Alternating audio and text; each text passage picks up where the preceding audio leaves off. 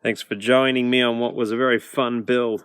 If you want to learn to make friction folders like this at home, they're really fun to build, as you can see. I actually have an online course that teaches you in detail how to make these, and I'm doing a special offer for the first 50 people who actually use the discount code below. You'll get 20% off my course. So that's just a permanent thing until 50 people use it. It's available. So if you want to make cool stuff like this, maybe give it a look. Big thanks to all my Patreon supporters who have made this video possible. And I'll catch you guys on the next one. See you later.